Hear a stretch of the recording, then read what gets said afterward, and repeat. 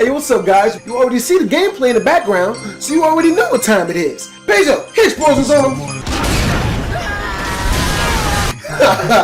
Oh, explosions on them. Today I'm going to tell you guys a somewhat darker story. It's a story about how a friend of mine, when I was younger, he was murdered in my backyard, basically. So I'm 13 years old, I'm living in Cleveland, Ohio. The area I was living in, of course, as with 80% of my stories, was a bad area. You could avoid the badness in this area. As long as you didn't go to the wrong place at the wrong time or hang out with the wrong people, you were pretty much safe. We had our own house, it was a 2-story house, but there was houses so close to our house that we basically somewhat kind of lived in a bit of an apartment complex. It's very close-knit housing community, right? 4 houses. I lived in the house in the middle, and there were 4 houses blocking my house in. There was one driveway leading in as to where you could get in and park your car, which is what everyone used to access their driveways. There was one house, this really big white guy lived there. He was about 2-3 years older than me. He was a big guy. No one messed with him, even for a white guy. There was another guy that used to come over who was a white dude as well. He was a skinny dude. He was really energetic, just like me. All he ever did was freaking play basketball. This white dude, he lived on the street with all the gangbangers. And he was friends with them. Just like Dave Chappelle says, you see a white guy hanging out with a whole bunch of black guys, the most dangerous dude in them groups is the white dude. Because there's no telling what that white dude did to gain all of those gangbangers' respect. What happened was this. You know, we're gonna call the skinny white boy Todd. One day the homie Todd, he comes over to hang out with the big homie that lived behind my house, knocks on his door, the big dude's not there, so he's about to leave. When he sees this really pretty Puerto Rican chick, now I've had my fair share of run-ins with Puerto Ricans in Ohio. One of my best friends from Cleveland, Ohio, he's Puerto Rican. Puerto Rican women are some of the most passionate, beautiful, and giving women I've ever met. But on the flip side, the men are some of the craziest, manipulative, and controlling motherfuckers you will ever run into in your life, if it's relationship-wise. Fucking crazy. Todd, he sees the Puerto Rican girl hanging out of her window, and he says, "What's up?" She starts talking to him back. He starts hollering at her, you know, trying to get her number, and she seems interested. There was a Puerto Rican guy who lived above her. Apparently, he had a crush on this chick because him and that girl weren't dating. Puerto Rican guy hears the homie Todd talking to the girl, yells down to Todd, like, "Hey, yo, quit talking to my fucking girlfriend. I'ma fuck you up." So Todd asks the girl, "Hey, is this your boyfriend?" She's like, "No, you know, I mean, he just likes me, you know, I mean, it's not a big deal." So Todd's like, "All right, that's what's up." So he keeps on talking to the Puerto Rican girl. Now, the Puerto Rican dude, he's still out of his window, and he does not like the fact that Todd has, in his mind, disrespected him by not doing what he said to do and stop talking to that girl. He gets mad, he screams down, "Hey, yo, homie, I told you to quit talking to my fucking girl. I'ma come down there and I'ma fuck you up." You know, Todd screams back up in the window, "Get the fuck out of my face with that shit, man. This ain't even your girl, please." You know, so he keeps on talking to the girl right in front of the Puerto Rican dude. The Puerto Rican dude disappeared into the house. 5-6 minutes later, the downstairs door burst open and the Puerto Rican dude comes walking out. Like, "Hey, yo, man, what's all that bullshit you was talking upstairs, man? What the fuck is up?" Todd, he's gotten into a lot worse. Fighting shit, that's his name of the game. He don't give a fuck, so he squares up like, "Man, what's up?" Puerto Rican dude's like, "Oh, for real? That's what's up?" Gives him this super messed up smear, walks up on Todd, reaches into his back pocket, pulls out a fucking butcher's knife from his kitchen, and stabs Todd right in the fucking chest. Todd, being crazy as all shit, takes a step back, grabs the fucking knife, pulls that shit out of his chest, and chucks that bitch like, "Man, fuck it." He squares up again, starts walking up on the Puerto Rican dude again like, "Man, fuck that knife shit, man, I don't give a fuck." Puerto Rican dude reaches down, because like I said, my house is back alley technically. It's a driveway, but it doubles as an alley. So there's nothing but debris and a whole bunch of useless shit littering the freaking floor in this driveway/alley. Puerto Rican dude reaches down on the ground behind him, picks up a 2x4 with like 4 or 5 nails in it, and smashes it into the side of his head. Todd, working off of pure adrenaline, man, he yanks the nailed board out of his freaking head. I can only imagine he's sensing that he's close to death. His first reaction is to fucking run. No one can mess with Todd when it comes to running. I challenged Todd to a foot race a couple times. He'll beat me like jogging. He is the fastest person in like a 5-mile radius. Don't know how he got that fast. Todd, man, he starts taking off down the street to his house. Puerto Rican dude apparently sensing he's got this dude on the run.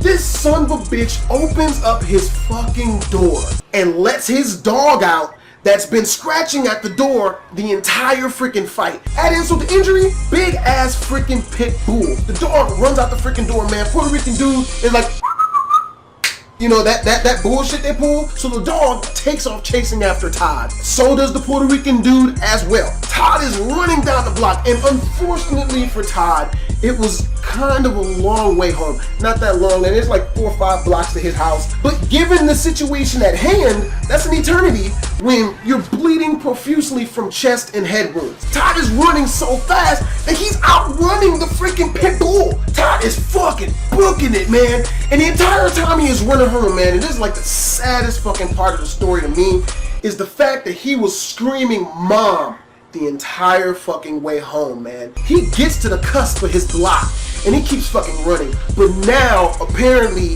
the wounds that he'd suffered at the hands of the Puerto Rican dude is starting to set in because he noticeably slowed down. So much so that the dog was able to gain on him a little bit. Todd gets to the cusp of his block, sees his house, beeline for his fucking house while still screaming out, "Mom! Mom!"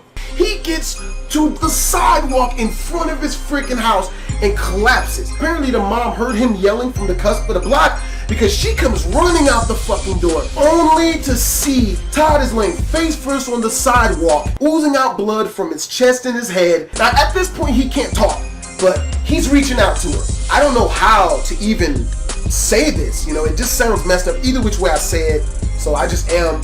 The dog runs up on Todd while he's laying on the ground and reaching for his mom and jumps on him, man. The mom sees this and freaks the fuck out. She starts screaming at the top of her fucking lungs and runs up and tries to fucking fight the dog. Now, fortunately enough for the mom, his homies, now, I've told very few people this story, but whenever I tell this part, I always get super fucking pumped because the homies, they heard Todd screaming "Mom" and came out the house to see what the fuck was up. Now, they may have been gangbangers. Even to me, they were bad people because these people had jumped me and beat me the hell up a couple of times, specifically for walking on that street. But they heard him screaming for his mom, man. They recognized it was Todd, man. They came outside, saw what the dog was doing to Todd in front of his mom, and they rolled up on the man, pulled out their gun, and they shot the dog dead right in front of mom, just murdered him. The Puerto Rican dude, he got to the cusp of the block just as the dog got shot the hell up. When he sees that Todd's homies have come to his aid, he turns around and fucking runs. The homies, they see this motherfucker turn around and run, and they already know what's up. Because anyone who's ever lived in bad areas, you learn to read into a situation in such a way as to where it's given a second and a half, not even that long, you know 80% of the information you need to know what the hell had happened. So the homies look at Todd, they see the Puerto Rican dude attempting to turn around and run in the opposite direction. They already know what the fuck is up. This is the motherfucker who fucked up Todd. Puerto Rican dude turns around and books it in the opposite direction. All the homies, they piled, there's about 4 or 5 of them. They piled into one of the only homies there who had a car, and they fucking take off after this dude, man. Fucking just gun that shit. Puerto Rican dude is running. They're fucking chasing the Puerto Rican dude back up the block. We don't know where the fuck he was going. You can't go fucking back home. You just fucking committed murder. Where the fuck you gonna go? I'm not saying this like the Puerto Rican dude was able to outrun a car, because he wasn't. Now, the homies, they're gunning it, so they gained on him super fast. They were about to run him the fuck over. Now, I talked with all these cats after this bullshit went down. The homie who was driving the car, he was the baddest person in that area. He was gonna fucking run him over. There's no doubt in my mind that he wasn't gonna kill that guy. The Puerto Rican dude's running. He senses that he's about to get ran over because the car's heading straight at him, man. You can tell. They're doing like 50 miles an hour in a very, very populated area. This 150% bitch ass dude sees a little girl riding her tricycle on the sidewalk, picks her up off the fucking tricycle, and fucking pulls that human shield bullshit. Like, you hit me, you hit this kid. You know, just shoves her in front of him. The homies, man, they're crazy, but you ain't gonna hit no fucking kids. They veer out of the fucking way at the last minute, man, and run into a fucking pole. Puerto Rican dude puts the little kid fucking down, turns around and fucking runs his ass off, never to be fucking seen again. Now, like I said, no one could find this fucking guy. We don't know where the fuck he went. We don't know where he was going, like if he was hanging out or something, but he fell off the fucking map for like a week and a half. But the news story of what had happened hit the newspapers about a couple of days later. When that shit came out in the newspaper, everyone was fucking looking for this guy. I'm talking every fucking body.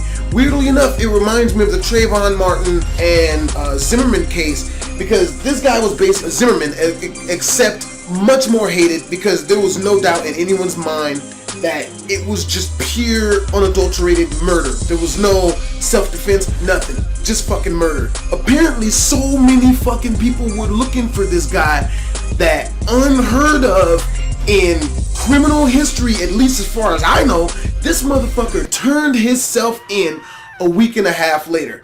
I mean, I would have much rather, you know, some of the homies got a hold of his ass, shoved some porcupines up his butt or something. But, you know, I mean, he ended up going to jail. If any of you guys want to check the validity of the story, like I said, it was in the newspapers. When I got home, her and the big homie who was best friends with Todd was crying their eyes out. This big dude, he was one of the toughest people I knew. I'm like, what is this guy crying for? What the fuck is going on? And I found out, you know, I asked him what the hell's going on. He wouldn't say anything. He just kept fucking crying. He just kept fucking crying, dude. So I asked the girl, and in between, you know, sobbing and crying and shit, she tells me what happened. You know, because she saw firsthand everything that happened in that fucking alley. Told everything to the fucking police. The second hand of the story, as you guys heard before, I talked to all the homies that tried to run him over. We became friends after this because I talked to them about what happened. And they told me what happened. They told me what they saw, because one of the homeboys was in the window when he heard the dude screaming and he saw the dog jump on him. That is when he went and got his gun, ran outside, shot the fucking gun, which was the same dude who was driving the car. He was crazy as fuck. I wasn't bullshitting. He was a fucking gangbanger. I think he was a Crip. Gangbanger, man. Todd was one of the cooler people I knew, for the simple fact he had done a lot of crazy shit, and you know, he was a gangster, but he never picked on me, which is, I can't say that for a lot of people I knew back then. Nearly all of them picked on me, but he didn't. One of the very few people that I knew that was just cool with everybody. Everybody knew him, everyone loved him, loved by gangbangers and, you know, nerds and nice people all alike, man. All he was doing was hollering at a girl, a pretty girl he saw. He did not deserve to die. Off the strength of this story, I'm gonna end on a different note. Instead of promoting myself and telling y'all to subscribe and all the other bullshit, as I'm pretty sure a lot of you guys see my channel. I play a lot of violent games. On the front of my front page it says Thug Life, because I've noticed that even though I say about me that my videos are purely for adults, I tend to get a lot of kids who, because they're young, are super impressionable, that come to my channel and watch a lot of my gaming videos and whatnot. And I yell Thug Life and I yell all this other weird crazy shit because it's funny. This shit makes me laugh purely for entertainment purposes. Trust me and believe me when I say, even though I have never indulged in any type of gang activity, I've seen a lot of it, and the shit never ends good. All that fighting, all that drug dealing, all that, you know, beating people up and kicking people in the face and hitting people with heavy objects, that shit only looks good in the movie theaters with special effects. Trust me. All that bullshit, man, that shit is for the birds, dude. So if anybody who watches my channel is young and there might be even a bad area, gangs and all that bullshit, trust me, man, it is not a fun way to live whatsoever. Find something you're passionate about, have fun, live life, surround yourself with positive people, and do awesome positive shit. Trust me, far more rewarding than getting shot at and being able to tell people the story the next day at school, or jumping someone for something stupid like some dumb crap they said, and then being able to go around and tell people that you did that. Trust me. Well, with that being said, my name is BlastphamousHD. This is my gaming channel. I'll see you guys on the flip side, man, next story time. I'm gonna make the next one a lot more light-heartedness. And with that, BHD up out of this bitch. You can find like some new noises or something. Hit sandwich noises on them, and just like sound effects of bread hitting stuff. No? Bad joke? Okay. No, bitch! Go, give me! Oh!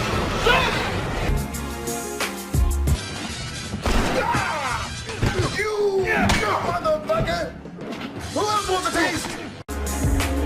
And just completely without warning, BOW! Punches me right in my fucking mouth. I fall back, get up, and I fucking turn around, and I fucking run.